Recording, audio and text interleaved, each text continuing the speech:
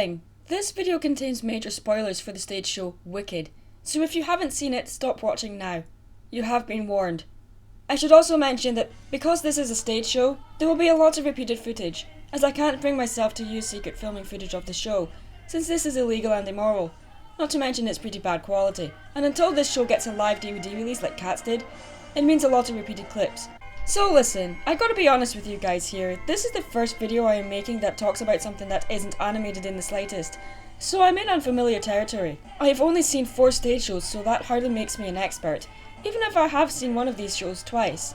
So this is more of a tribute to Wicked than an actual analysis of it. However, there are so many similarities with certain animated movies, might they be the story, the characters, or even certain singers, but we'll get to that later. That being said, even if this video has nothing to do with animation, the possibility of Wicked being made into an animated movie has come up before. But part of me hopes this never happens. As much as I love Wicked, I feel that a movie would just kill the magic that this story has. There's something about a live show that you just don't get from watching a movie. When you applaud a live show, the performers hear it instantly. Your love for the show is instantly conveyed to those who are performing it. Everyone around you in the audience is also applauding and cheering when you are. The atmosphere is electric, loud, intoxicating and fulfilling. You can't get that in a movie, at least not at the same levels. Another advantage is no matter how many times you see a live show, it never gets old, because each time it is always slightly different. A line might be improv'd or delivered a little differently, or the way a different actor portrays a character you know and love may put a slightly different spin to how the character is portrayed.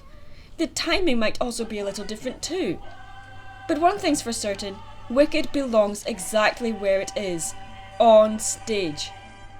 In my reaction theatre episode where I talk about the live action movie Maleficent, I briefly talk about Wicked and how the movie Maleficent was basically Disney throwing its toys out of its pram, complaining they couldn't get the rights to Wicked, so just ripped it off the story. Movies about villains have become something of a cliche now, what with movies like Megamind and Despicable Me, Wreck-It Ralph, blah blah blah blah blah.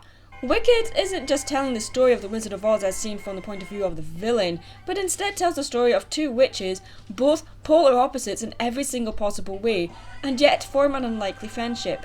One of the witches is manipulative and pushy, and the other is full of good intentions.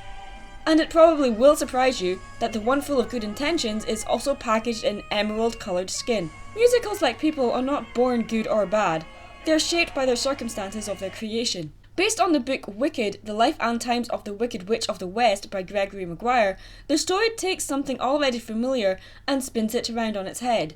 Based on the classic book series by L. Frank Baum, The Wizard of Oz, the stage version of the story dives into the friendships and rivalries between the good witch Glinda and the Wicked Witch of the West Elphaba when they first meet as sorcery students. The name Elphaba is actually a tribute to the author of the Wizard of Oz books, taking the initials of the author, LFB. I, for one, like Stephen Schwartz, the writer of the show, have always been drawn to stories about people who are different, or are perceived to be different. People who feel they are alienated from everyday society. Might it be for how they look, where they're from, a talent they might have, or maybe a mixture of all of the above. Being an artist, I have often felt like an outcast, so naturally I am drawn to stories about people who feel the same. Growing up with a feeling of dissonance between who I am inside and the world around me. This is probably why I identify with the character of Elphaba so much, and why she is one of my favourite characters. Well, live action anyway. Looking back on my own experience of The Wizard of Oz, the film, like for so many children, was the first introduction to a real fantasy story with a formidable and scary villain. But unlike most people who watched this film who fell in love with Dorothy and her 3 friends, the Scarecrow, the Tin Man and the Lion, I fell in love with the Wicked Witch. Surrounded by a candy-coloured world full of cute and whimsical things, soft clouds and pink bubbles and, suddenly in the middle of all this, the Wicked Witch invades the screen like a black and green smudge on a Mary Blair painting. The Wicked Witch was a character that gave this movie teeth and claws, and for me, made it worth watching. It's clear that this character is part of this world, but that doesn't mean she belongs to it.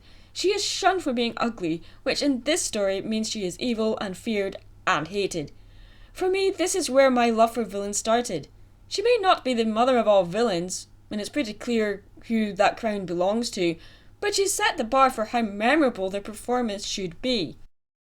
You may have noticed that I'm fangirling a little here. Okay, a lot. And why not? Elphaba is an awesome character. Idina Menzel already had a highly successful career before portraying Elphaba, but for many people, this was how we first discovered her.